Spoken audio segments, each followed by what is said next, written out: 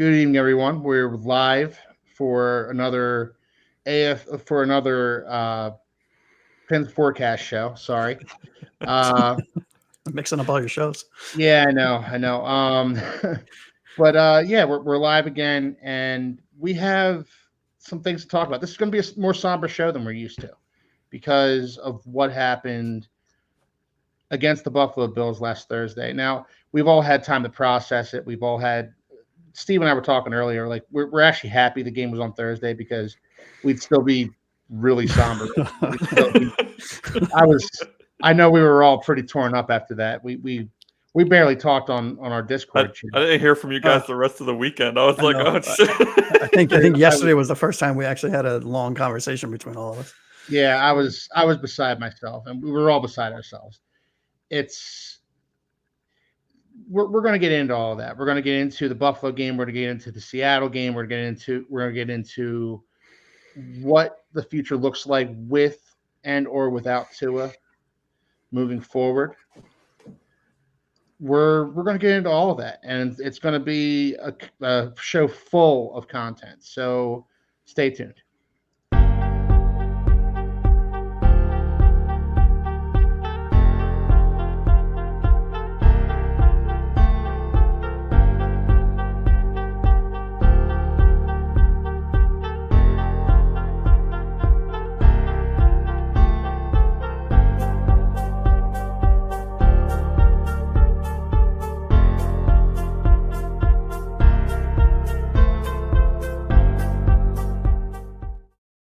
All right, good evening, everyone. We're back for another Finn's Forecast show, guys.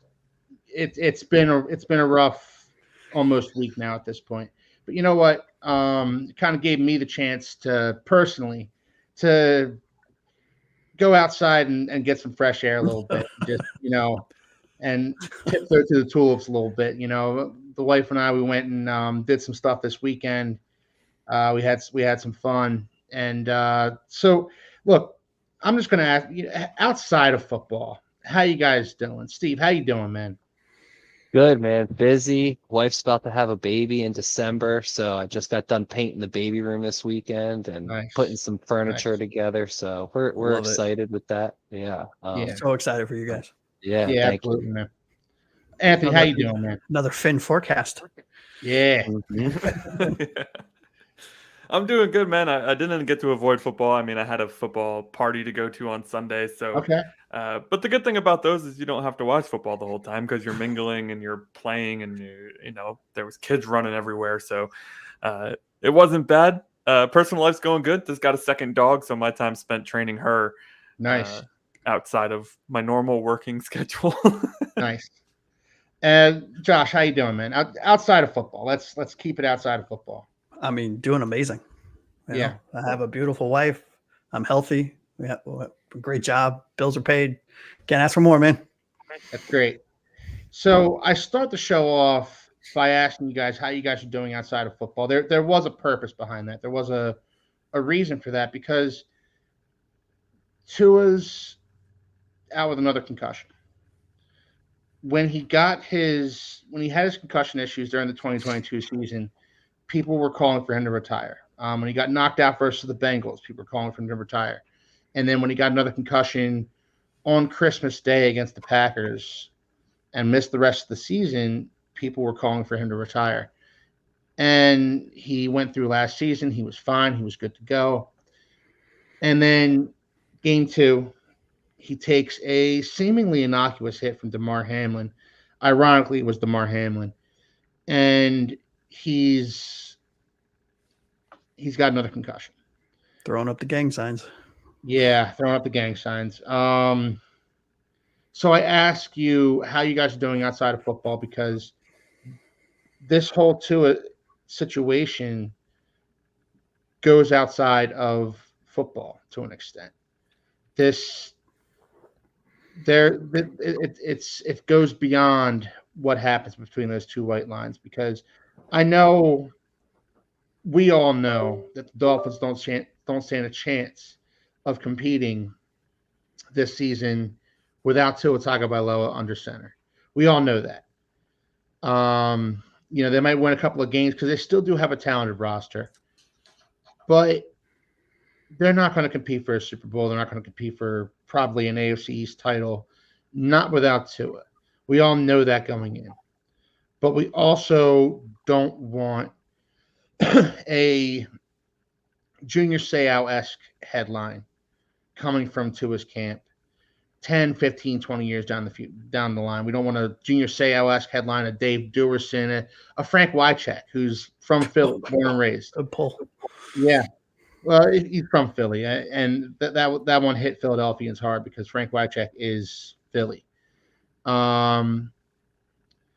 We don't want a headline similar to that. Going outside of Chris Pronger, is another one in hockey. But we also know, and this is where I'm at with the Tua situation, guys. Tua is 26 years old. He's a good-looking dude. He's well-spoken. He's articulate. He's intelligent. He can do anything he wants in life. He can be anything he wants in life. But all he's wanted to be, all he's ever been, is a football player. And his dream has always been to play in the NFL. There's that picture that kind of went viral after one of his games where he's sitting out on the field all by himself, empty stadium, and he's just soaking it in again. After his first game, right? Yeah. And it's the Rams, I think it was. I believe, it might have been. But Tua loves football. He absolutely loves playing. He's a baller. That's why he lowered his shoulder into Damar Hamlin on Thursday night. He loves football. So as we move forward, we all know that there's so many aspects to this. There's the human aspect where we don't want Tua to turn into a vegetable later on in life. But we also don't want to tell this kid, give up on your dream. Pack it in, go home. It just doesn't seem fair to do from any perspective. From my perspective, from your perspective, nobody can tell Tua what to do. And not even Mike McDaniel or Stephen Ross. This is Tua's decision first and foremost. So there is life outside of football. Mm-hmm. For Tua. Don't forget, he's a husband. He's a father of two. Yep. I mean, he's made and will make, even if he were to retire. I mean, for all of those that are watching, for all of those that are watching, we did a contract breakdown about 35, 40 minutes ago, which will be up on our YouTube channel. Go take a look. We broke down 4 major options of how and what can happen based on the decision, right? Just if he retires, if he's not medically able to continue, if the team decides to part ways with the contract outs that they negotiated and everything like that. But at the end of the day, Keith, you're absolutely right. This is a Tua decision first and foremost. Now, the Dolphins still have a decision to make, right? But they need to see what Tua's decision. Now, I think we all can agree that he's a competitor, right? Yeah. He was raised around football. He loved football. It's what he wanted to do. It's his life. It's how he provides for his family, and so on and so on and so on. So I think Tua will sit down with his family, both his immediate wife and those that are around him, and make a decision that makes the most sense for him based on all of this 3rd and 4th and 5th medical, assessments that he's getting outside of the team. Yeah. I'll keep this real short when it comes to Tua. I'm not going to be talking about much until he makes his decision well known and until the team makes their decision. Now, we have contingencies in mind as a team and myself as a podcaster of thoughts of directions we could go, of players we could sign, of so on. And so we can go down the rabbit hole of doing this. But I think it would be very premature of us to go down that rabbit hole personally without giving Tua enough time to assess, to heal, and to make a decision. Yeah. I agree completely. So, Anthony, I'm going to turn it over to you. Again, this is just a tough scenario for everyone, and we are a little more somber today than we otherwise would be. If the Dolphins would have lost that game and Tua would have survived it, we could still we could still find a little more hope than we're feeling right now. But Anthony, what are your thoughts on all this, man? Yeah, I tend to have one speed. It's not somber or happy or anything like that. It's just me. But I agree. It took a lot for me to find the words I wanted to say here. Like, there's a real pet. I have like one major pet peeve in my life is when somebody tries to tell somebody else what to do with their life.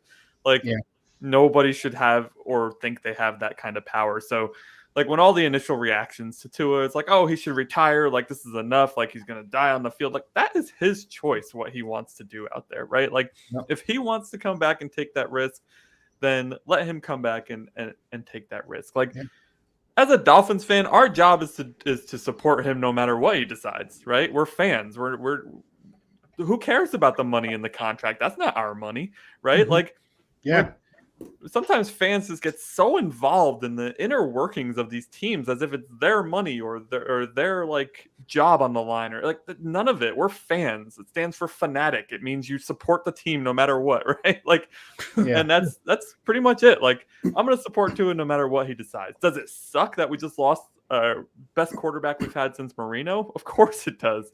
But like you said, there's bigger things than football. I mean, his life is certainly more important, but if he decides, hey, in 6 weeks or so, he's cleared medically and he's like, okay, we're after the bye week and we're facing whoever the heck it is we face after the bye, and he's ready to go, then let's go, right? Like, I'm ready to go. I'm ready to support him again. And truthfully, I'm happy that we could potentially win a game again now that we have him back. So, Jesus, because as fans, we want to see wins too, right? I mean, that's the other side of being a fan, is that nobody wants to see their team lose. So this next few weeks is going to be rough. We're going to hit the bye in week 6, and then we'll probably have a much clearer picture by then. He's out for a minimum of 4 weeks because he's put on IR. So by week 6, we should have a clearer picture as to, will he come back? When is he coming back? And where is our team right now? Did we manage to scrap together a win across the 3 or 4 games that he misses? So, Steve, what are your thoughts, man? I have a very pro Tua not playing for the rest of the season outlook on this. I think he should honestly sit down, enjoy his family, recover, take notes from other sports and other not CET, but other concussion cases, because we don't want to see CET later in his future. Hate to hear about him getting coloring books for Christmas or something that for the rest of his life. That would be detrimental to me as a fan, because I love Tua. I would love to see him want to continue to play, but I don't want to see him play for the rest of the season. I do want to see him recover. Now, don't knock coloring books, Steve. I got an adult coloring book for Christmas. I love coloring books, but I don't want to see. Damn it.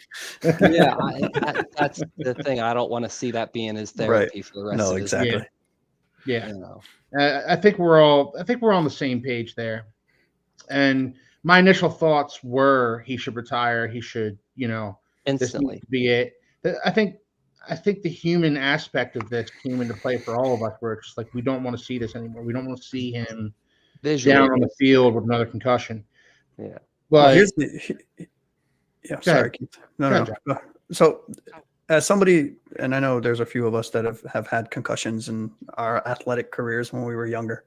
As somebody that has had quite a few of them, it is very well known that the more you have, the easier they are to get. And going back, and while I was reviewing the game tape for week 2 and getting ready for the week 3 show, Damar Hamlin's tackle was nothing crazy. It was a very routine tackle.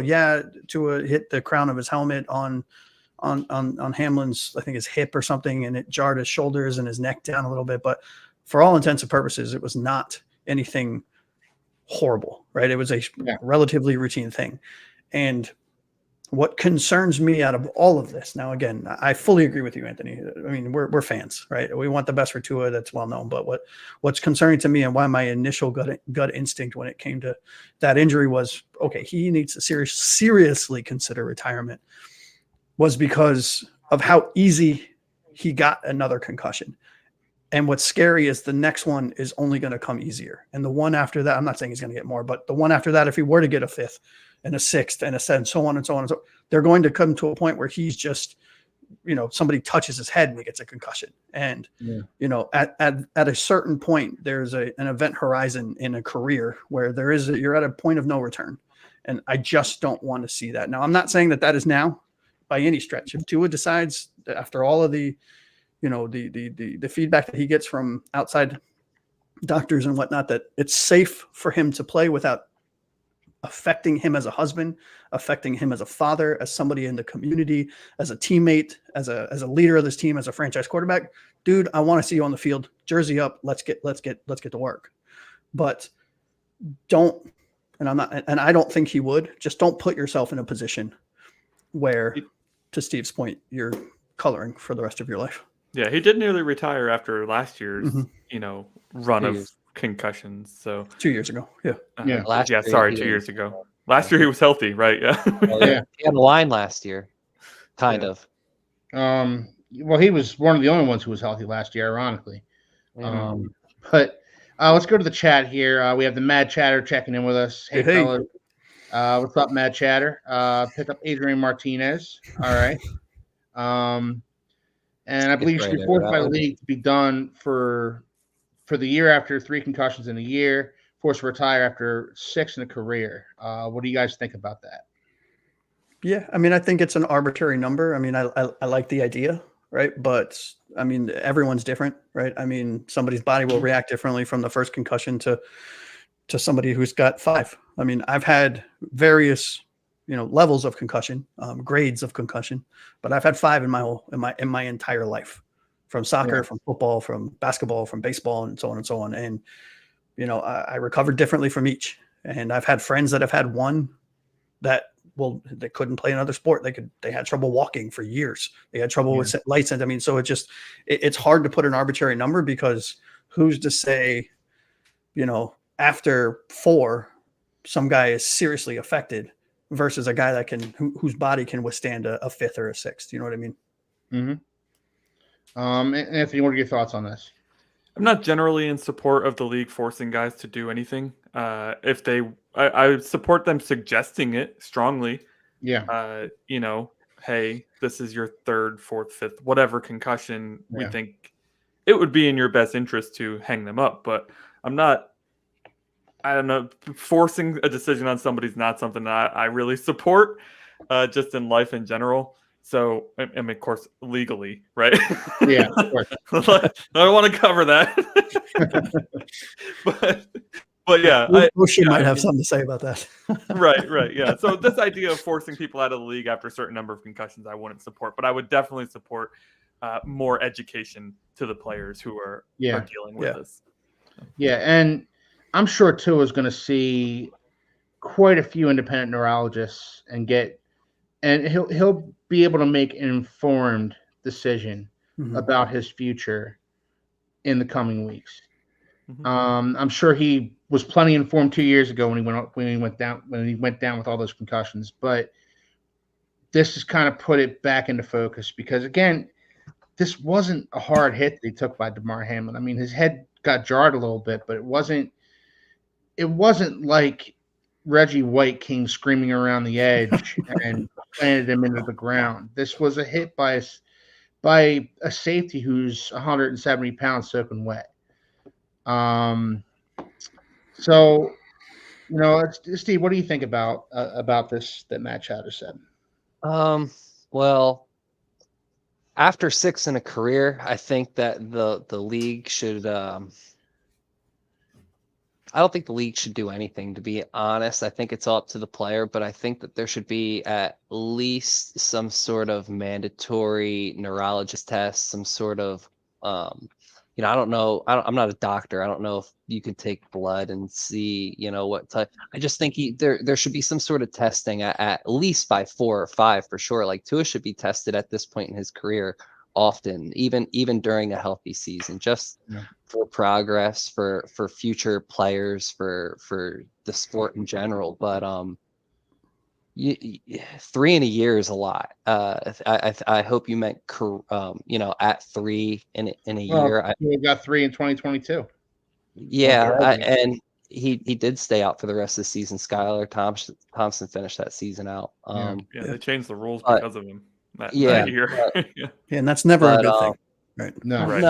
No. But it's rare that somebody gets 3 in a season. I'm sure it's happened and we don't know about it. Like Brett Favre says he's had, over 200. I believe it was him that said that. Could have been Troy Aikman.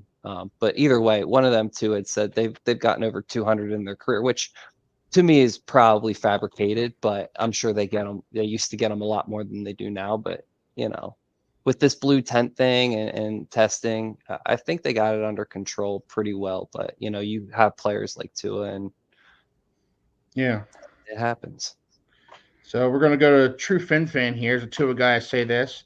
Like the Tua the player I like. Can he get better? Yes. But not with this coach. Okay. Throwing shade at Mike McDaniel. I like it. I like it. I just don't want to see Tua get hurt again. The time has come to move on, think of the future. True Fin fan, I think I don't want to be presumptuous and speak for everybody else, but I think we've all had those thoughts since Thursday. We've all kind of gone. I don't know about you guys, but I've kind of gone through the 5 stages of grief, and I've kind of gotten to acceptance. And acceptance isn't Tua's going to retire or Tua's going to. Acceptance is just basically this is Tua's decision. This is Tua's decision first and foremost, and we need to respect him enough as a man and as a person to make the right decision for himself and for his family and everything else. That's kind of where I'm at as far as acceptance has gone. And that's and then look at his right hand before his head hit the ground. He got concussed by a bicep of a small guy with a helmet on. It will happen again easier. Yeah, I agree. Josh pointed it out. The more concussions you get, the easier it is to get them. It's brutal. Depending who you ask, the Guardian caps do or may not be as effective as the league wants people to think. I think this was more of a whiplash too. Yeah. Well, just jumping down a few comments as well. Anthony asked about making them wear Guardian caps. So let's see. I have 2 different friends who are huge Dolphins fans. I was shocked they are critical of the coach. We might see more of that in the coming conversation. Yeah, that's gonna come up. What about making you wear a Guardian cap? I mean, Anthony, that's something that the league can enforce. That's something the league can make him do. But I don't know that the Guardian caps are as effective. Again, like Anthony was saying, I don't know that they're as effective as people think they are. It's still the brain sloshing around inside your skull that causes the concussion, not the actual blow to your head. I think those seem to be meant more for the linemen who are consistently hitting each other in the head. It's just like they're a foot apart from each other. It's like softens that blow, but like these guys when they get hit, it's like getting hit by a car. Like they've seriously done studies about it. Like it's the same impact. Car accidents. So car accidents. I'm sorry, not a car. You'd be dead. But but so the Guardian cap's not going to do much, I think, in those situations. Yeah. Mr. Sticklefritz, he already has a customized helmet for us. But all players do. All players have a helmet that works best for them, and players who have a history of concussions. Like Tua's not wanting for resources to prevent these concussions. Everything that can possibly be done to help prevent these concussions is being done. It's just sometimes it's not enough. Dude, you know what this reminds me of? It's making me laugh because do you remember when Wes Welker first got that huge helmet and he looked like a caricature out there, like he was wearing like a concussion-proof helmet? Yeah, it was one of the funniest things I've seen on a football field. I don't think that helmet lasted very long, but it was funny.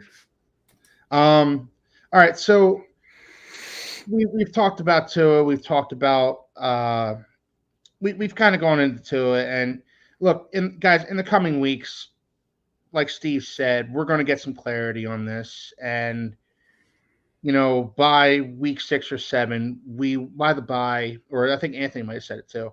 By the bye, we'll know more, and when we know more, we'll talk about it. But for right now, we do have actual football to analyze. And we have that Bills game. And that Bills game was not pretty. Even before Tua's injury, it was not a pretty football game. I have thoughts on it, and I don't think the Dolphins played as badly as the score would indicate. I was actually quite encouraged with how they played that game. I was quite encouraged, again, sadly, with the way Tua played in that game, because I thought Tua did not have a bad game, not nearly as bad as the stat line would indicate. His third interception was egregious. His first two? Not on him. Not his fault. not at all. I've watched the film. Not on him. Yeah, not his fault. Like the first one, it hit Grant Dubose in the shoulder pad. Dubose should have been looking for the ball. And if River Craycraft was not on IR, River Craycraft would have been looking for the ball, because him and Tua have this. There's simpatico, man. They those two just know each other intrinsically. And so River Craycraft would have been looking for the ball. River Craycraft would have made that catch. On the second one, Robbie Chosen cut off his route inexplicably, and Tua threw it right to the Bill. And Robbie Chosen has since been released. Thank God. Yeah. Thank God. Yeah. Jesus. So your initial thoughts on the game? Look, the Bills were playing with short fields, and that makes it so much easier on an offense because of the way the Dolphins' offense is operating. And I don't think it was that bad. I don't think it was as bad as the score would indicate. That game could have been a lot closer, in my opinion. But I'm going to throw it to you first, Anthony. What are your initial thoughts on the game? Yeah, I think the same as you. I thought Tua played pretty well. I thought they were moving the ball really well. But there's not much you can do when interceptions are giving them the ball in like an amazingly good, situations. But I thought, this was Achan's best game as a pro outside of that Denver game, which he came in like, he came in late in that game and Denver was already given up. But like as like against a defense that was there and trying to stop him, I thought this was Achan's best game as a pro. Yep. Yeah, and so that was super encouraging. It's just we didn't have a third receiver, and this was the first time. And Josh, I know you've mentioned it before. This is the first time I really noticed it, because I just feel like they've done such a good job of getting the ball to Tyreek and getting the ball to Waddle, and then getting it to the running back out of the backfield. But Achan playing that third receiver, and when he wasn't able to, when he had to be a running back instead, then you really saw the shortcomings of the offense. Like they don't have Achan is the third wide receiver, and if we don't have a back, like if Mostert is out, it becomes a real issue. Yeah. Steve, what are your initial thoughts on that game, man? Man, I wish I was as optimistic about that game as you guys. I mean, some of them some you guys are absolutely correct. The first two interceptions not on Tua, but I think this really fell on bad coaching, zero discipline. They look like they haven't been prepared at all. It just looks like everybody's buddy with the coach. Nobody actually. I'm friends with my manager, but my boss isn't my friend. You know what I mean? Their boss is Mike McDaniel, and they're all friends with their boss. I think that's becoming a problem more than it's not. And if he wants to call the offensive plays, that's fine. I'd rather see him be an offensive coordinator then. But I think that they haven't showed me anything in the past season and 2 games that they do any type of first half success. I mean, they're a slow start. They have constantly had penalties, and but no matter when you play Buffalo, it's the biggest game of the season, and they acted like it was a preseason game. We have tier 2 and 3 receivers out there catching anticipation routes from Tua. So I'm not as optimistic about the game as you guys. I think it was dog water. Dog water. Strong word. Where I'm at with it. That's where I'm at with it. Overly optimistic. I just think there was more good things than the 31-10 score would suggest. I'm right there with you, Anthony. I agree with you completely there. I think just Achane was the brightest brightest spot for me. For sure. Well, you guys probably saw me in Discord for the first time ever since Mike McDaniel took over this team. I was calling for his head in Discord. I was like, I'm tired of it. Like, he came out in the second half so flat. He went right back to the play calling that he did last week against the Jaguars. That was just atrocious. Like, it's getting rough. Yeah, and again, you know, I don't know what happened to Tyreek and Waddle and why they weren't on the field. Why Grant DuBose is running a route that Tyreek Hill should be running. Yeah, it's crazy. I don't know why, and I'll tell you.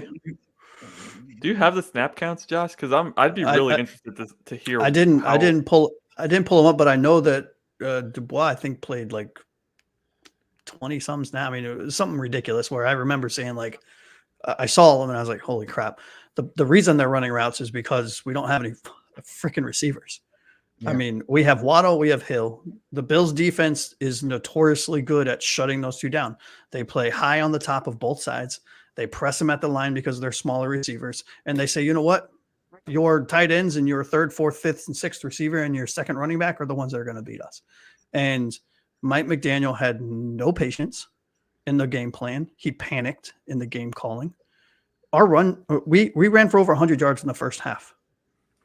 Yeah. Stick with it. We were still in the game leading into the half. Even with bogus I'm so tired of the damn fourth down calls. Yeah. I am so tired. You cannot give a team like the Bills or many teams in the NFL short fields on a consistent basis and expect to win every game. Well, especially Josh Allen. You don't give Josh Allen a short field. You can't do it.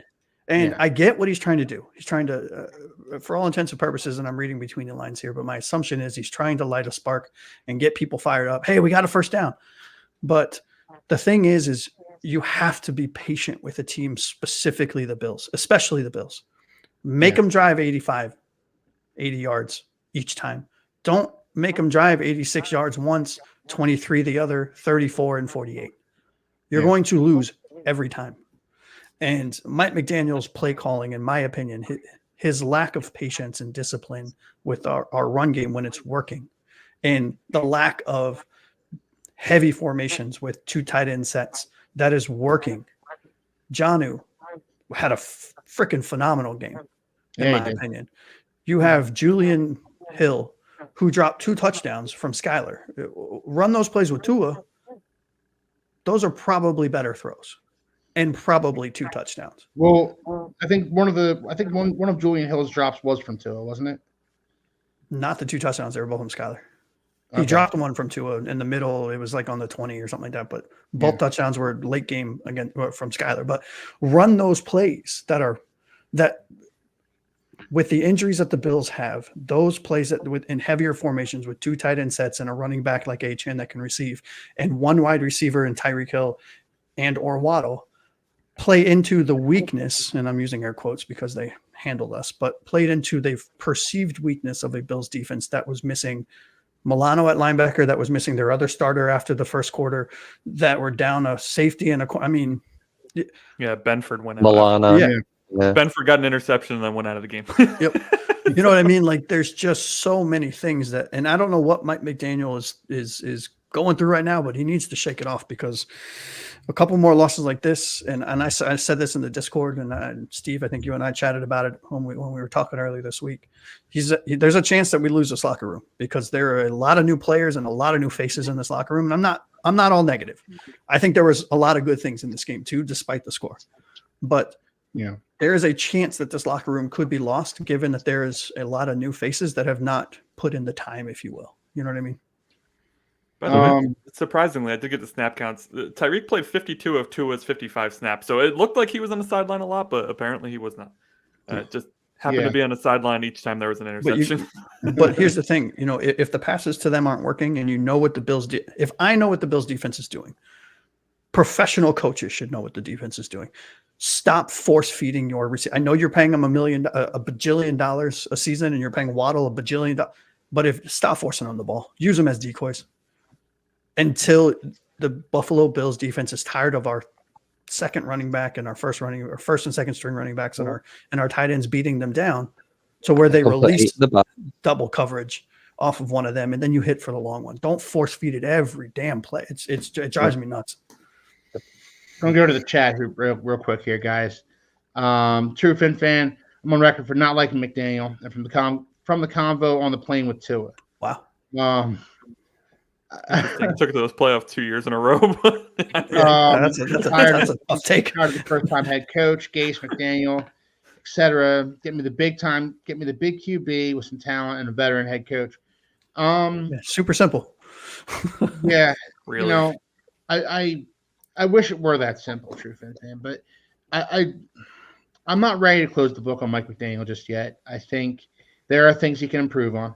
There are certainly things he can improve on, but man, after a loss like that to the Bills, it's easy to be critical of him. It's easy to be critical of a lot of things. But let's still keep in mind that he does a lot of things right. And maybe he goes the opposite extreme, but a Bill Parcells type of disciplinarian won't play in today's NFL. I guarantee you that. And we did that previously, right? I mean, we had Chad Henne and Jake Long and all those guys, and that didn't get us anywhere. I mean, so. And Dave Wanstead, who was a retread from the Bears and from the Cowboys dynasty, and he was terrible. I would not choose Robbie Chosen for my Stallions. Yeah, Matt Chatter's a big UFL fan. I wouldn't choose Robbie Chosen for my high school team. Yeah, when I saw he was back, I just rolled my eyes. And then he ran the wrong route. And the thing is like people were saying that Tua shouldn't have thrown the ball, and Robbie was correct to cut off the route where he did. Robbie doesn't get the benefit of the doubt in this scenario. No, that was a 7-yard route. If you look at the tape, that was supposed to be a 7-yard curl in. Robbie broke it off at 5, and Tua threw it before he was at the 3-yard line. Yeah, you can't say he shouldn't throw the ball on a timing play. Like, it's a timing play. He's throwing it to a spot. That's the point. We outplayed Buffalo in almost every statistical category. The turnovers and injuries is what killed us. When you can look at the game stats, we looked at the game stats. Achane was off the chain in this game. Jonnu Smith was good. Statistically, the Dolphins held up pretty well. They moved the ball. I don't think the Dolphins played as badly as the score indicates. Nope. We let them run on us. Dolphins had a full field though, just about every possession, where the Bills only had it at the 40. So I mean, it makes sense that they have a better stat line. I mean, they started. Yeah, that's a good point. It's kind of insane, 31 points, and Josh Allen had less than 150 yards passing. But he still moved the ball at will. Right. I mean, he has zero issues. Easily. Well, our run defense was atrocious for 2 weeks in a row, and that's why they won the game, in my opinion. And then we got Seattle. We'll get to that. That because there's a key injury in that game that might help us, but it's if we would have even slowed down their run game, I think this game, and Tua stays healthy, obviously, right? Yeah. I think this game comes down to a very close fourth quarter, right? Which we all thought it would. None of us thought it would be a blowout, but we couldn't stop anyone running the ball. The Bills continue to be our boogeyman. The Bills just continue to be the team that just gives the Dolphins fits.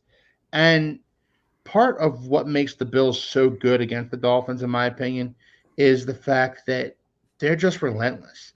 Every mistake the Dolphins make, the Bills take full advantage of it. They get that short field, and first thing James Cook does is run it in from like 52 yards out. It's just the Bills are so good at exploiting every single mistake the Dolphins make. And it's really only against us. I mean, they're a good football team in general. But of course they are.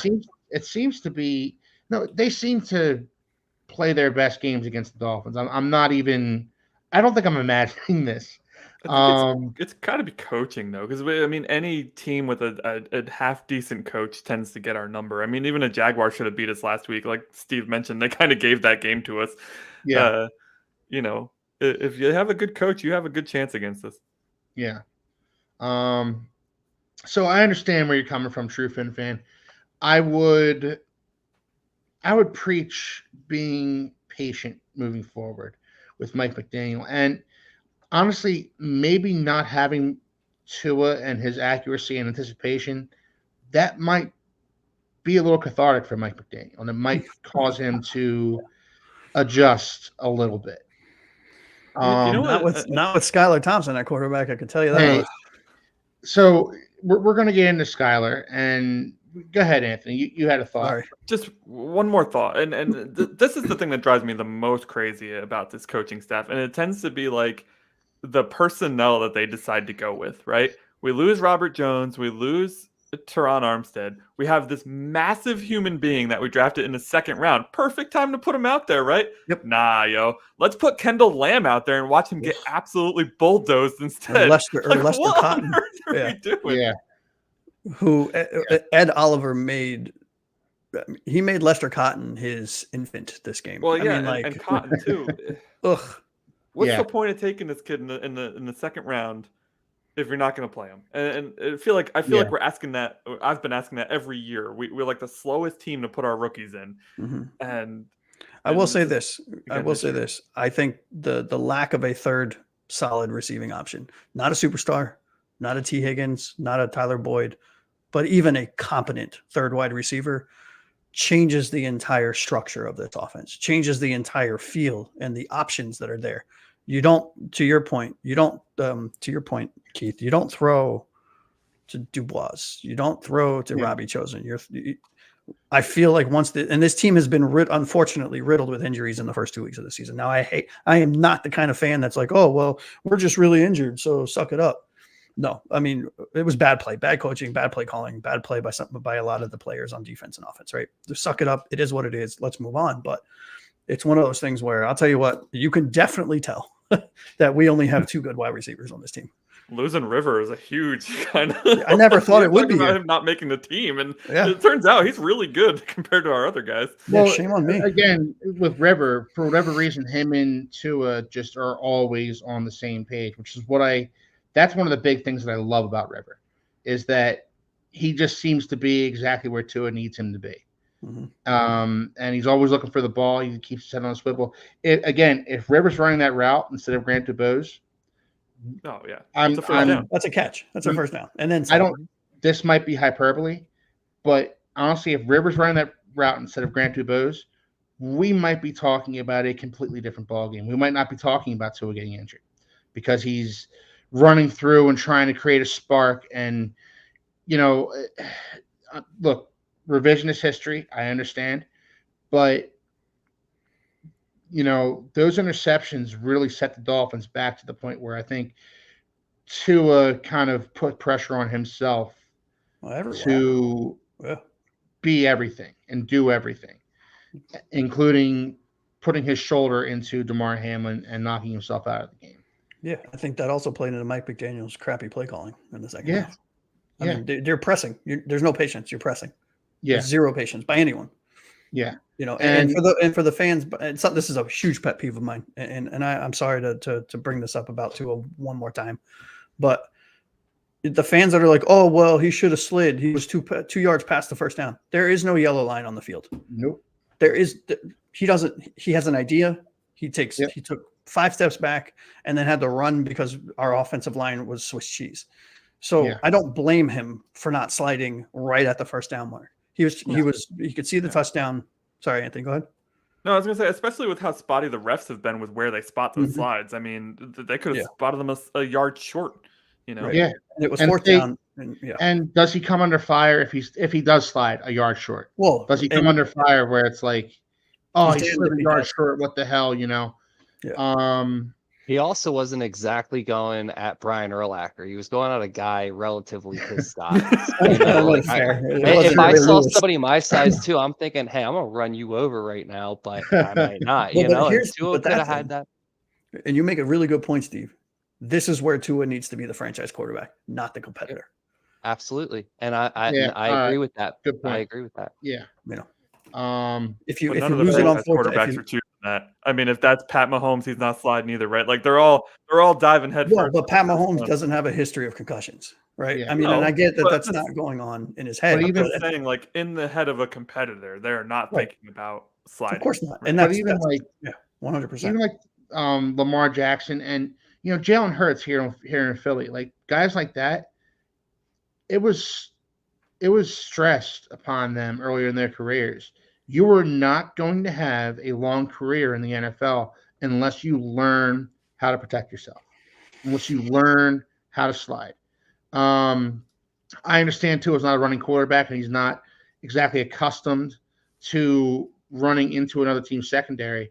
But should Tua come back, that needs to be impressed upon him. And if you slide a yard short, you slide a yard short. Just protect yourself. Yeah, I'd rather take the L and have you for 15 more games than you get the 4th down and we don't have you for the rest of potentially your career and or this year. Yeah. Yep. True Fins fan, I've lost all hope. Oh boy. Will I still watch and pray for a win? Yes. If I did it with Cam Cameron and that 1-15 team, I'm doing it out. I'm doing it always. Hell 36 years of being a fan. This is forever. 27-3 Seattle. Wow. Wow. I'm not gonna go that far. we're gonna get into that Seattle game in just a second here, True Fin fan. We're all with you, man. We're all with you. I haven't lost all hope. I personally, I'm actually known for being a pessimist. I'm actually probably going to be more optimistic than most people think today because I have hope. Well, I have hope for this team still. And because there's too much talent not to have hope, honestly. T. Dobbs, thanks for joining us, man. Tua is always going to get injured. It will happen with every hit. Look up MTBI. Mild traumatic brain injury. He's forever susceptible to brain injury, even with light impacts. Yeah, and we've talked about that. T-Dobbs, he's going to meet with independent neurologists over the next few weeks, and he'll come to a decision. He'll come to a determination about what he's going to do with his future, and we'll comment on it then. I understand where you're coming from, and I think we all understand how serious this issue is. But again, like I said at the beginning of the show, to tell a guy whose dream was always to play in the NFL, give it up, go home, you're done, your dream's over. I'm not going to do that to a 26-year-old man. It's his decision first and foremost. And if he decides to resume his playing career, then I'm going to support him in any way I can. So let's see. So we do a segment at the end of every game. Game balls and jockstrap. My favorite segment. Say it again. Game balls and jockstrap. Hell yeah. Is it because you came up with the name? Is that why it's your favorite? I mean, maybe, but shut up, Anthony. Okay. All right. So, not a lot of positive in this game, but they're all game balls to give out because there are guys that played really good games in this one. So, Steve, I'm going to start with you. Who gets your game ball for this game against the Bills? Well, I'm going to do the low-hanging fruit just because I have him on my fantasy team and I played him. I'm going to go with Devon Achane. I mean, we just covered it not too long ago, but he easily had the best game of the day. And I'm sure if, the Dolphins locker room had to give one out, he'd probably get it within the team as well. Anthony, game ball. Yeah, I really would want to go with a defensive guy, but I can't really find a guy that I thought played like a superior game. So I'll wait till jockstraps for that. I'm gonna go actually with Jalen because I thought in the opportunities that Jalen got, he really took advantage of them. And it's not just because I'm a Jalen Waddle stan. It's definitely not just because he's my favorite player. But I really thought like they were getting him involved early. I was like, yes, we're gonna get a big Jalen game, and he was getting open, and that was it. So I'm still giving it to him because it's not his fault that he can't throw himself the ball. So Jalen I had him on my fantasy team in 4 for 41. I want more from that, man. And that was like in the first drive. Crazy. I thought he was about to have a monster game. Yeah, so did I. I skipped over Tyreek to get CeeDee Lamb, and I ended up getting Jalen Waddle, and 4 for 41. Let's hope brighter days are ahead for Jalen Waddle. I traded in my dynasty league. I traded Kyler Murray for Tua and other things. So, poor choice on that decision. All right, so Aqua Ace, Josh. Yes, sir. Give me a game ball, man. Well, I have a defensive player, Long Jr., right? Our linebacker. I thought he played an outstanding game, all things considered. Obviously there are growing pains in a new defense, but I think he's the pillar of consistency on our defense, which is why he wears the green dot, which is why he's one of our team captains. I thought he had a spectacular game, all things considered.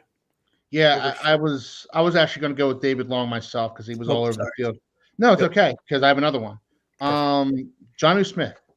Jonnu Smith had a hell of a game, and I think this is why I was so excited when the Dolphins signed him, because he's such a versatile player. He's such a little spark plug as a tight end.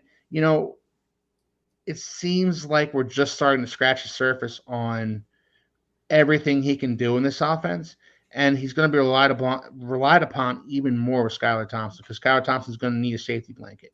He's not always going to be looking downfield to Tyreek and Jalen Waddle. He's going to need a security blanket, and Jonnu Smith is going to be that guy. So that possession type guy who can throw to underneath, who he can count on, sure hands, break some tackles. Jonnu Smith had a nice game, and I'm expecting even bigger things moving forward. He looked way more interested in playing this game than he did in the first one. Yeah, he blocked his ass off too, which was awesome. Yeah, it was really great to see. So I really loved what I saw from him in this game. So next segment, jock straps. Now, plenty of jock straps to give out in this one. Like, there's. I don't think we have enough time. Yeah, one each, guys. One each. Yeah.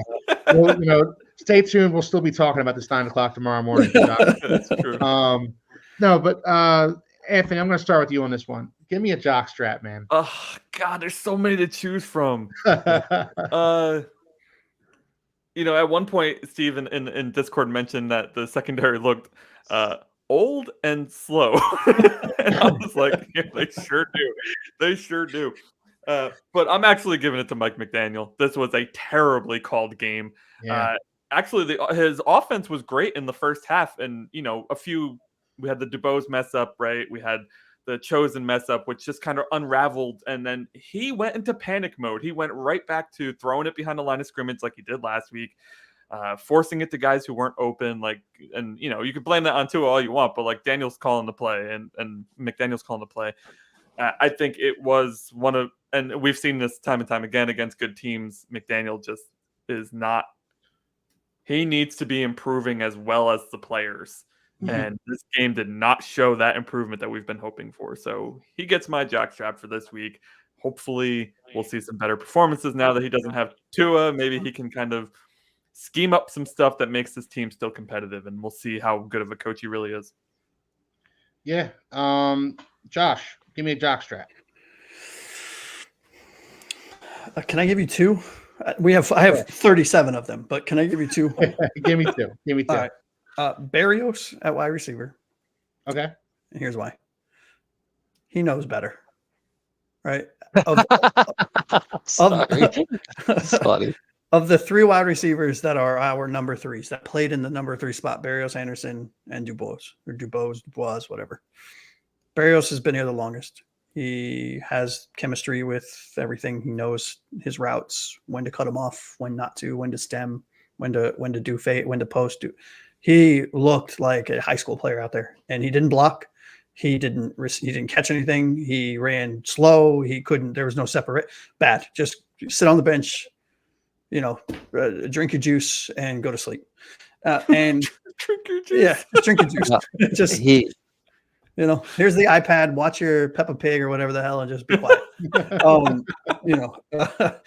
The other one for me is, and this is, I was torn between this one to even mention it, but Anthony Weaver was my other one. I know he's new at the defensive coordinator position. This is game 2 in his defensive coordinator career. But this is now 2 weeks in a row where he can't stop the run. Got to figure it out, but you got to figure. We're not going to win a single game if you don't figure out how to stop the run. Sorry. Yeah. Yeah, I agree. And the run stop is it's especially frustrating as a fan to see a team just gash you for 7-8 yards a carry, and it's so frustrating because we all know football. You get into a 2nd and 2 situation, that's just easy football right there. Your entire playbook's open to you, but beyond that, it's just frustrating as a fan to watch a team just gouge you over and over and over again.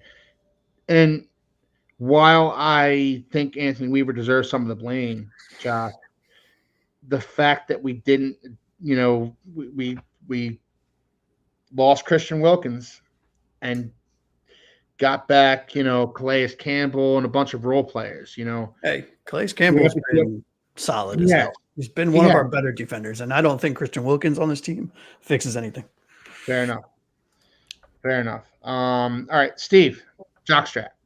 Well, I'm glad you didn't take my second or my first one. Well, you know what I'm saying, Josh. I had Braxton as mine as well, but I have a cumulative one that I think I can fit a few people in, would be the defensive line. They didn't get to Josh Allen one time, not once. That's crazy. I don't even know if they touched him, and 0 that's QB why hits. I did look that up. Yeah, 0. So to my point, they didn't even touch him, and I was saying it since preseason. I know we didn't have the show since preseason, but I like the hands in the dirt. We need pressure. We need 4 linemen down that 4-3 or the 4-2 nickel. I was stuck on that nickel that he was talking about. It's because we don't have any pressure. You have 3 linemen running in a nickel formation. You need 4. I mean, you could have the linebacker blitzing, but you have 2-3 yards behind the line that he's coming, so that the quarterback has time to see that. When you just have constant pressure on these linemen, you get a win here and there, and you get to the quarterback much quicker. The defensive line was not very good. Chop Robinson didn't look good. He didn't look fast out there. Jalen Phillips, he actually looked all right, but they made a concerted effort to make sure Jalen Phillips wasn't a factor in this game. Jalen Phillips did look all right, and he forced Josh Allen out of the pocket multiple times, but that maybe not just him. I think Calais Campbell had forced him out once. I feel like they all might have, but Josh Allen was just so good at continuing the play with his legs and rolling out. That's what he does. Getting so much time. Yeah. Throws that touchdown to James Cook that had no right scoring. 3 Dolphins just standing there. I love that we play the anticipation football, but when you only have 2 receivers that you have that kind of repertoire with, you can't do it all the time. And Josh Allen's great at extending a play. We don't do that in Miami, and I think that's our Achilles heel right now, is not being able to extend a play. Well, we might be with a certain quarterback that we just signed, but that's for a later conversation. Yes. I'm also happy that, Keith, you brought up Chop Robinson, because I thought the same thing. When I'm watching this game, I thought he looked like he was moving in slow motion. I'm like, Chop, why didn't you hit the offensive lineman instead of just playing patty cakes with him? The only good games he had in college was against Maryland, against like Division II teams. Look, I've been critical of Chop. I've been one of Chop's biggest detractors. One of his. I've been very critical, and in that game, what's that? I'm in the minority. He does have a sack in this game, by the way, if he just reaches his arm out. Yeah, he pushes the tackle into Allen and never reaches his arm out. That's all you got to do. Put it out, bro. You got a sack. Nope.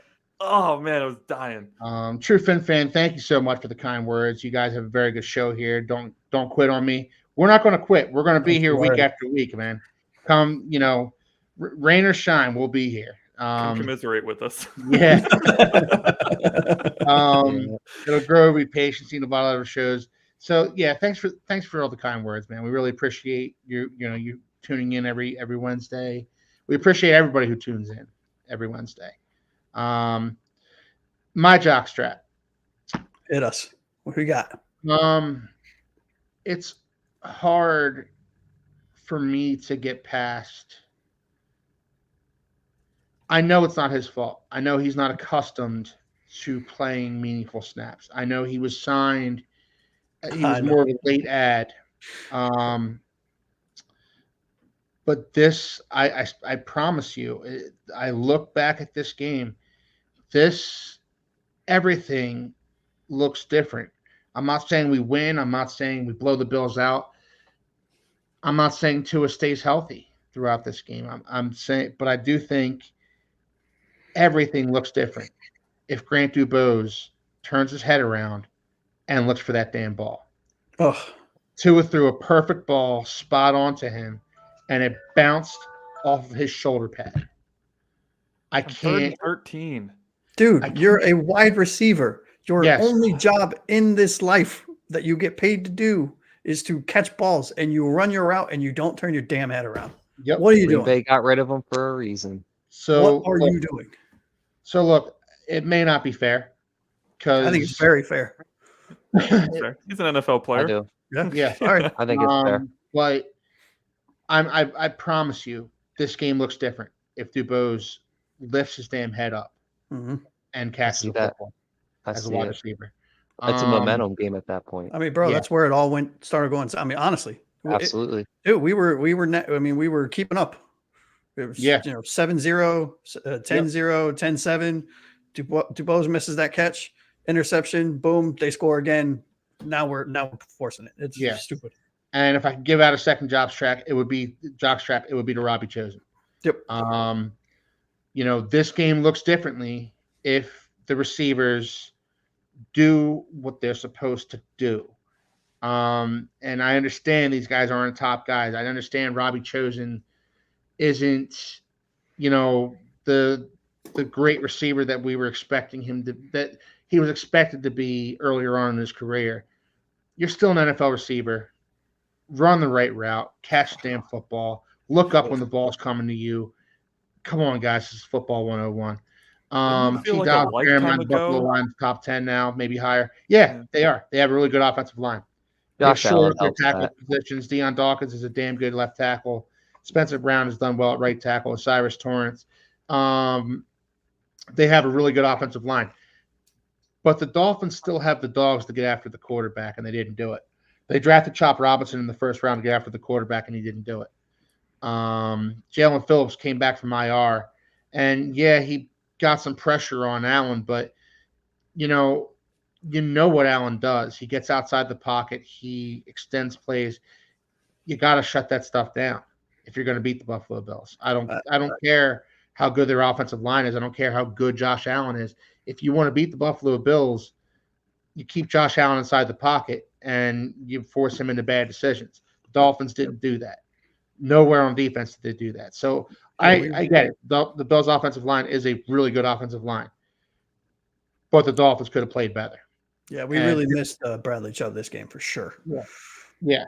To Josh's point, Anthony Weaver could have called a better game. To Steve's point, the defensive line could have played a lot better.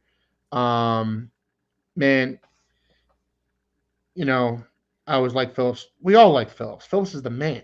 He's amazing. He's a beast. Great guy. He's what Deion Jordan was supposed to be. Yeah. He who shall not be named. All right. So look, guys. Now that we're done, and you know what? Put it in the past. The Bills game's over. It's time to move on. It's time to move on to Seattle. 4:00 in Seattle with the 12th man. Let's move on. Let's talk about this game. Skylar Thompson's going to be our starter.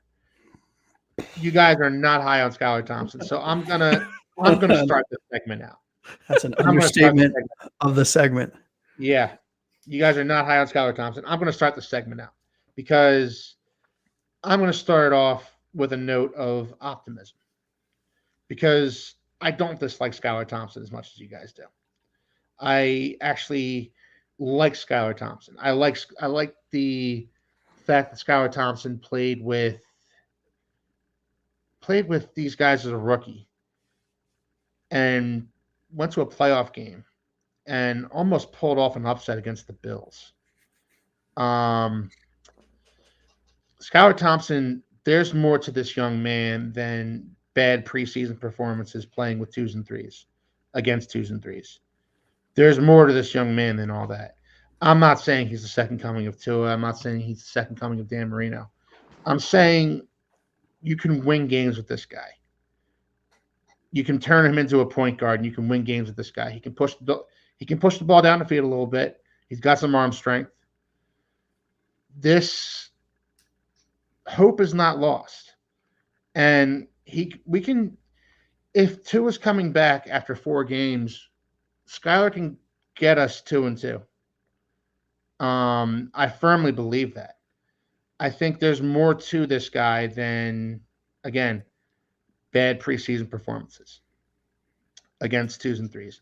So, look, guys, if I can impress anything upon you moving forward here, I would say just exercise a little caution on your Skylar hate, because I know it's coming. I can feel it coming. I can feel the hate radiating off of you guys. Hey, he's a Dolphin. There is genuinely no hate. But we win games in spite of him, not because of him. Fair enough. Steve, you start out. I know you're not a Skylar. You've been critical of him too. So bring it.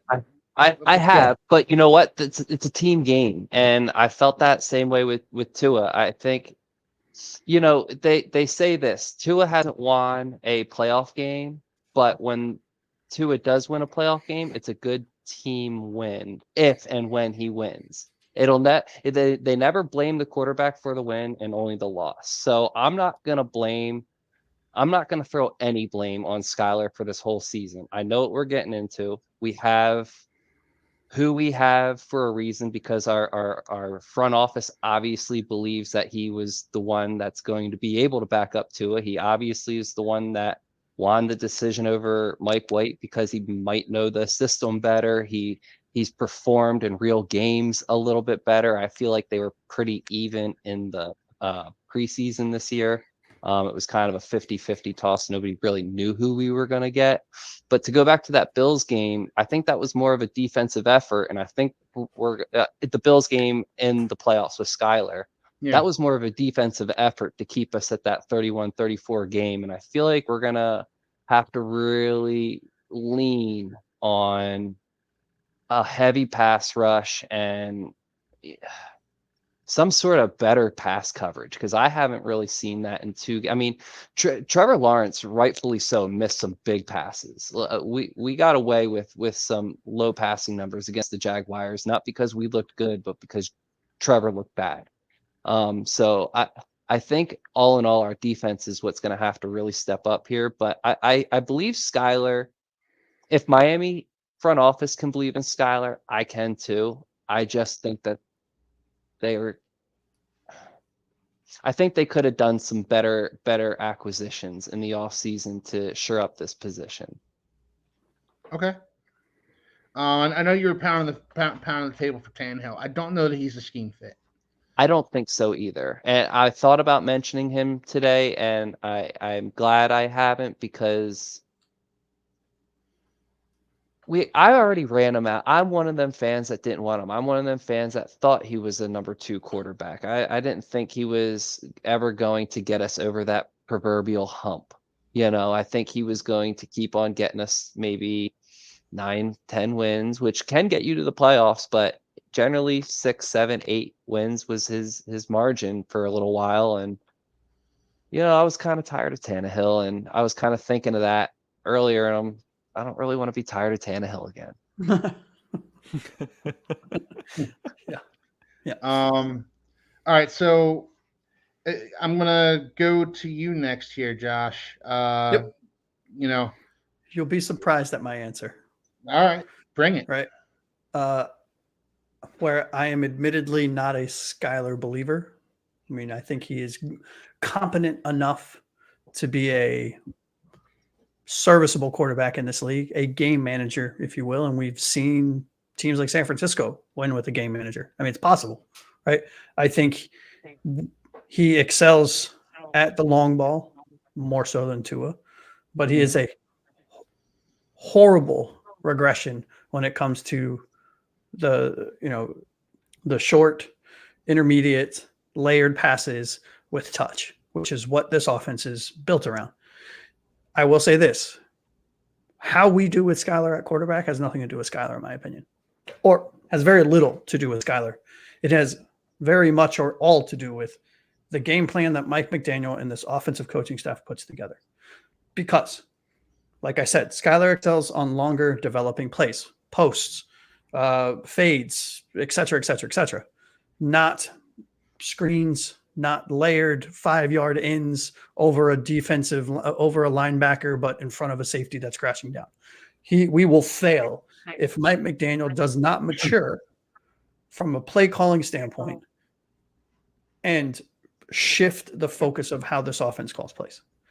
If Mike McDaniel can do that, I do think we win 2 or 3 games.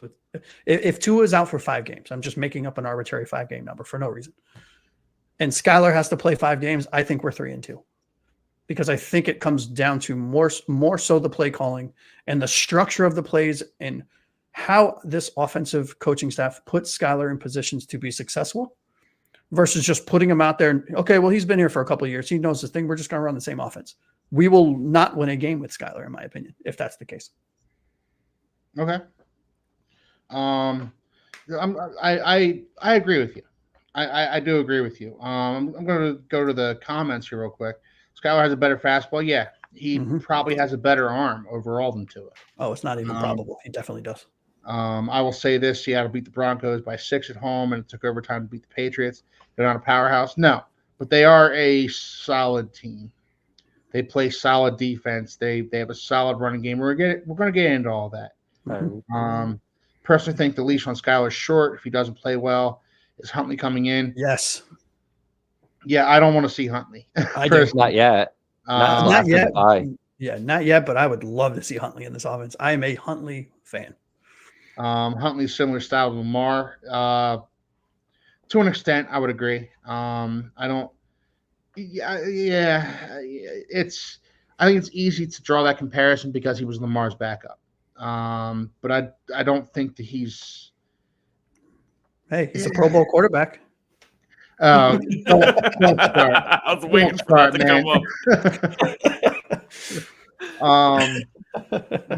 True fan agrees with your assessment. If I had a message for McDaniel, keep it simple. Keep it simple. Yep. Yes, agreed. Keep it simple. Anthony, talk to me, man. What are your thoughts on Skylar?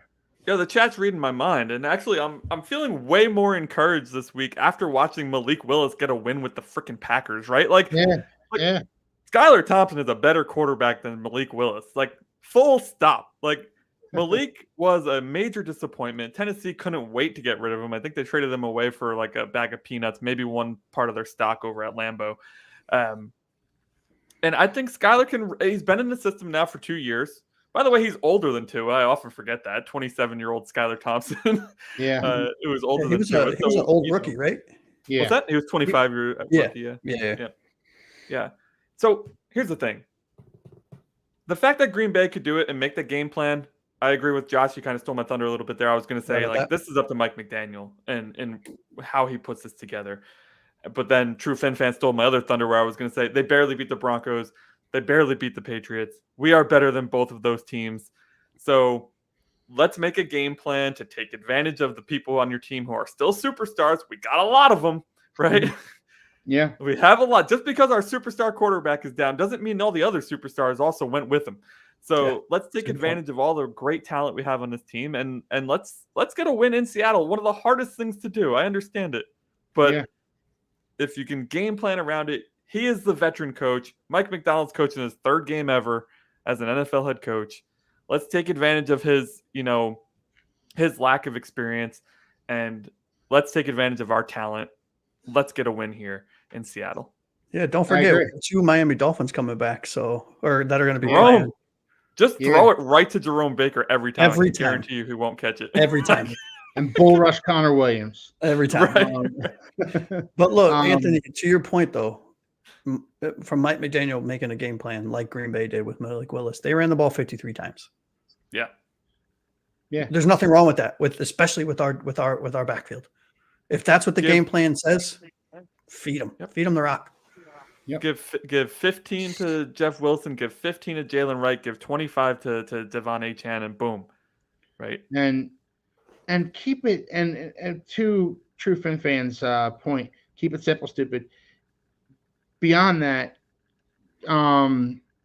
keep the routes simple. Make it easy for Skylar Thompson to make decisions. Don't make him throw to a spot. make it just one read and boom, and just Jonnu could have a big day. Yeah, Jonnu Smith he should feast theoretically. I just picked him up on one of my fantasy teams. Good, that was a good move by you.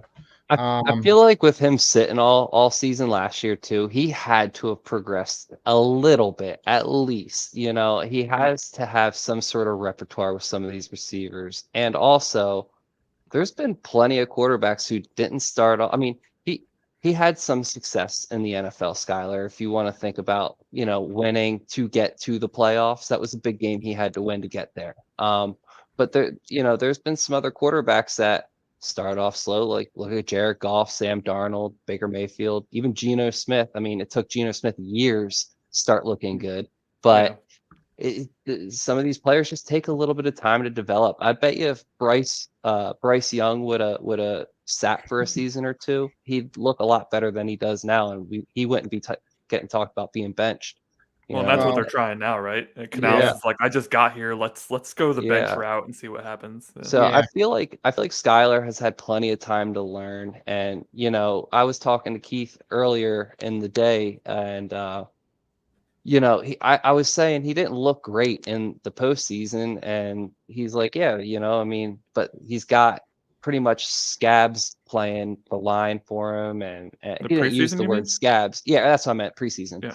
Yeah, and I was like, but Miami had theirs in too. It was pretty much the same thing, but at the same stroke of the brush, it's the chemistry. It's the chemistry that we're looking for this game. And in preseason, you don't have chemistry with some of these guys. That's what it's preseason for. You're just seeing raw talent pretty much, and who kind of figured the playbook out the fastest.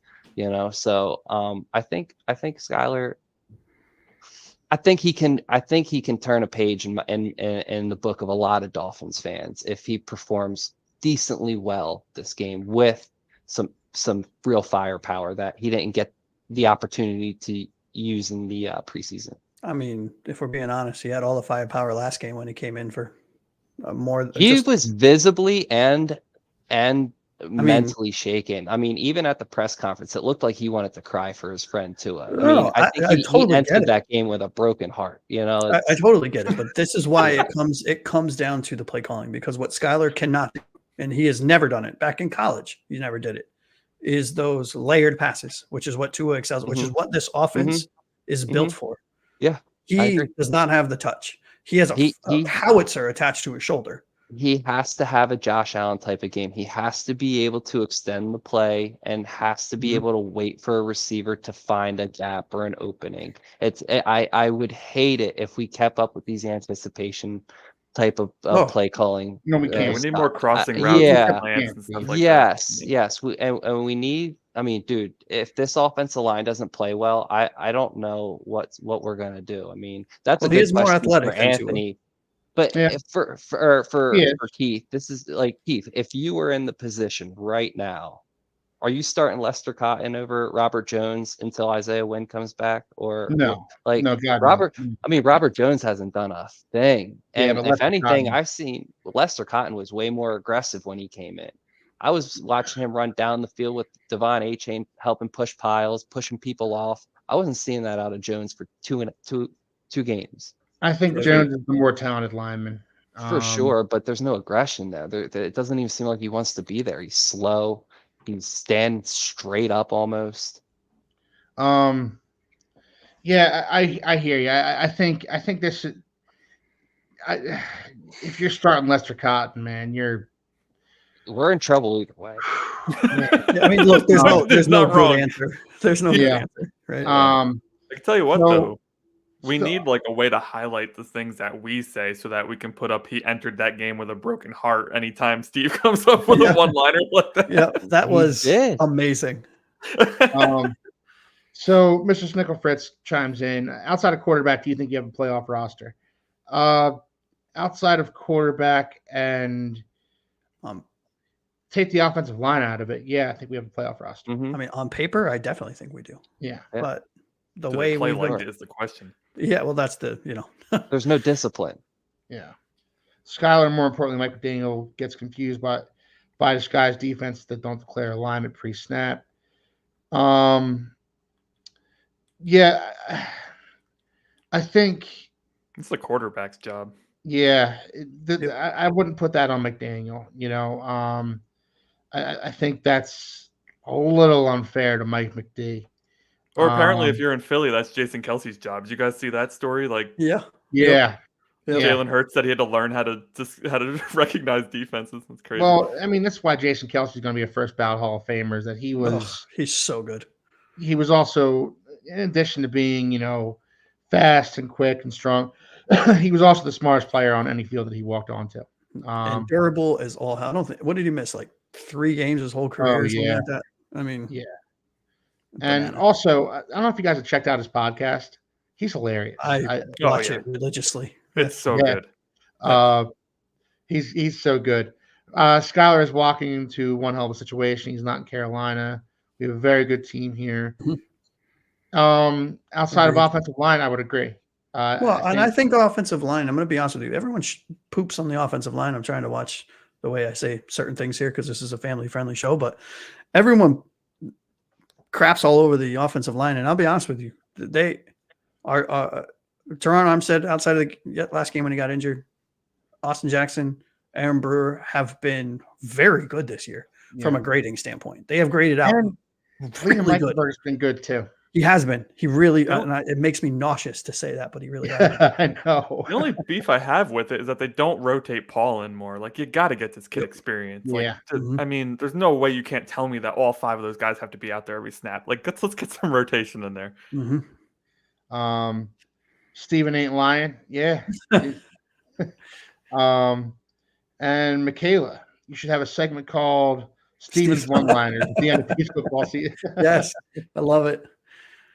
We're doing it's happening. Putting 2 burn time out on McDaniels. He has an issue. Don't put that pressure on me. I think just come. That's fine. We got these all recorded, man. Now that is a legitimate criticism. That getting plays in on time. That is most definitely a legitimate criticism, and has been since day one.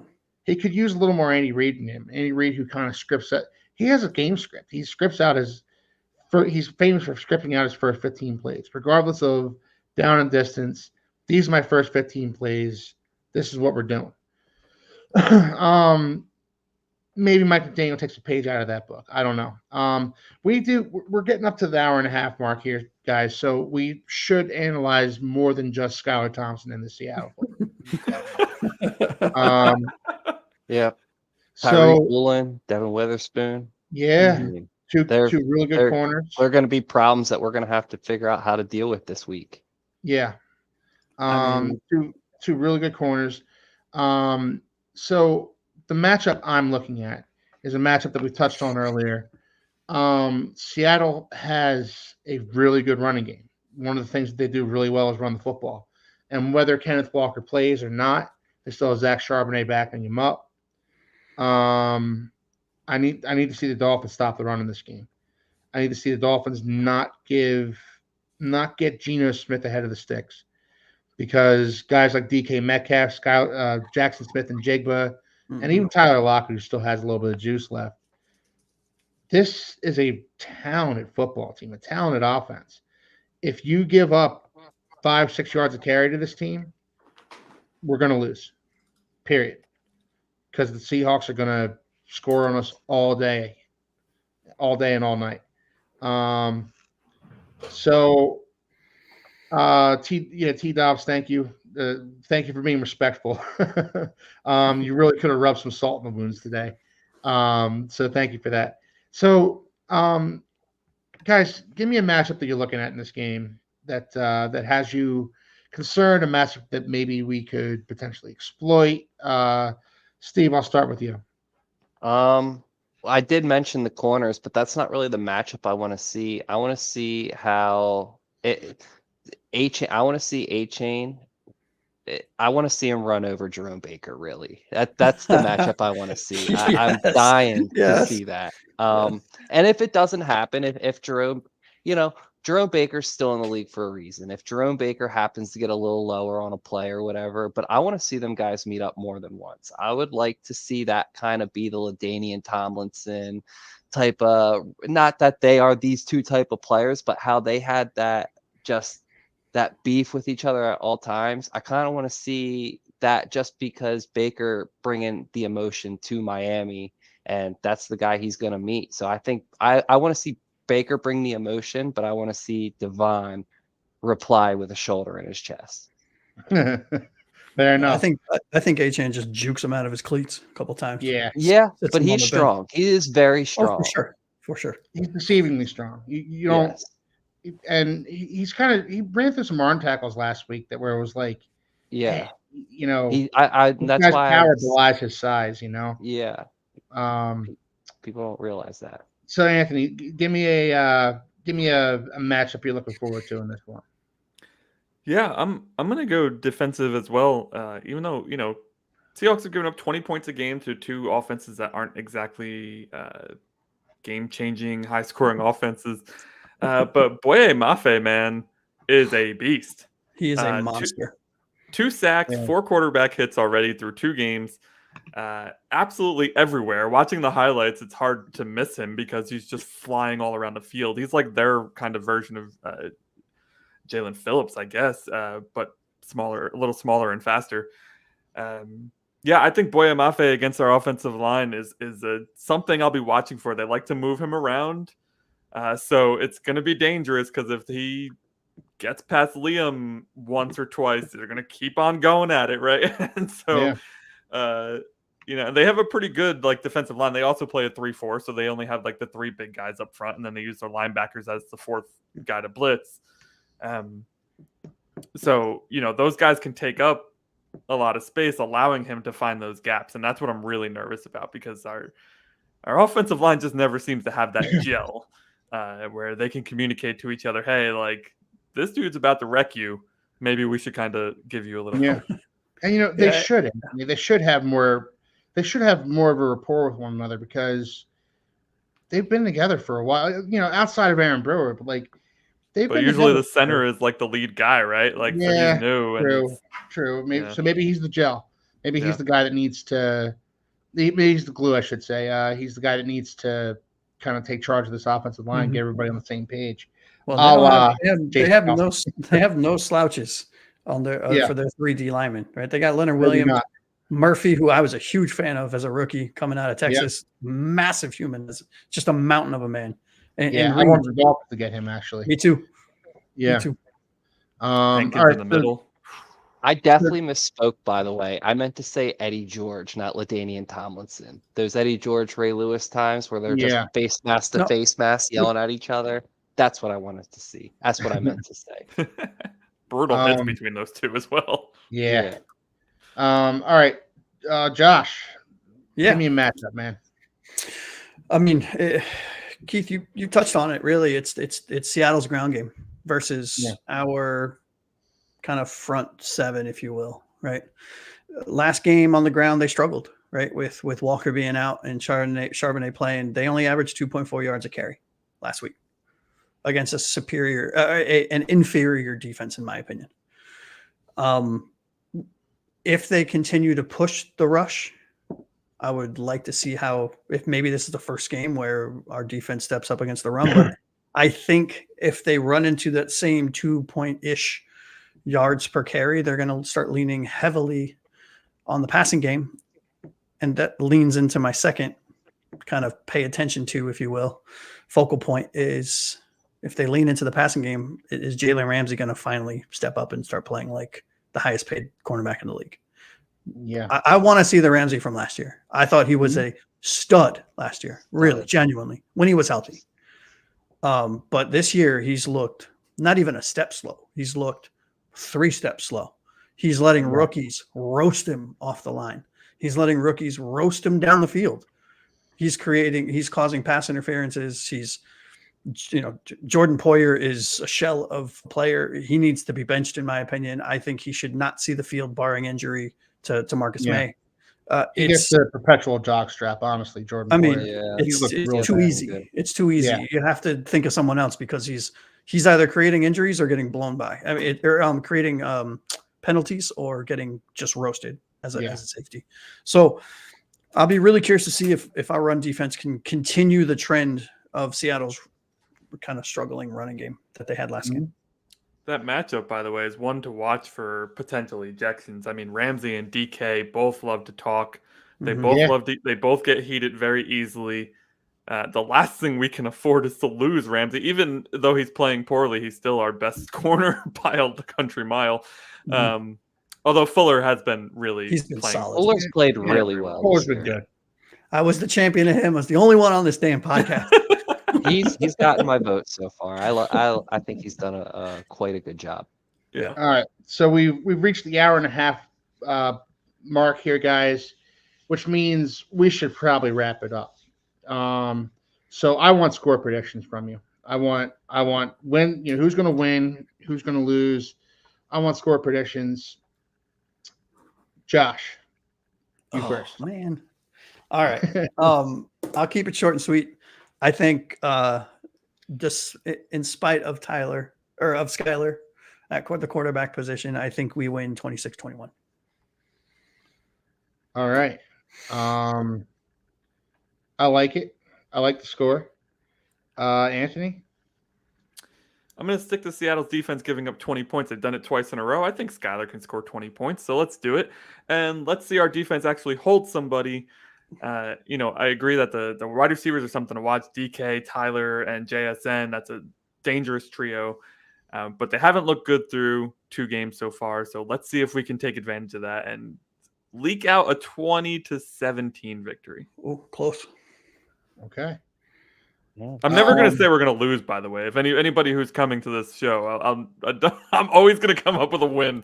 I'm perpetually optimistic. That's good. Let's see. We got a 27-3 Seattle victory from True Fin Fan. Wow. All right. And what's the over/under on Ramsey and Metcalf getting flagged for a personal foul? 4.5. 7. I'm going 7. Whatever it is, take the over, man. Smash that over. All right, Steve, give me a score prediction. I don't think they get 3 touchdowns worth of points, and I think they need at least 3 touchdowns worth of points, and I think they lose 17-21. So Steve and I hadn't coordinated this, but I agree with Steve.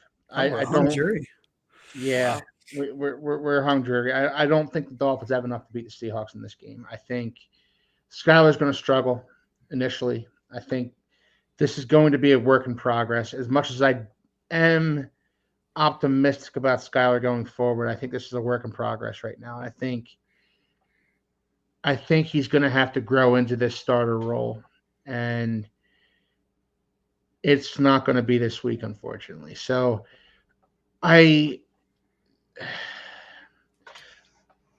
think the Seahawks are going to take advantage of this Dolphins defense. I think that they're a loaded offense, and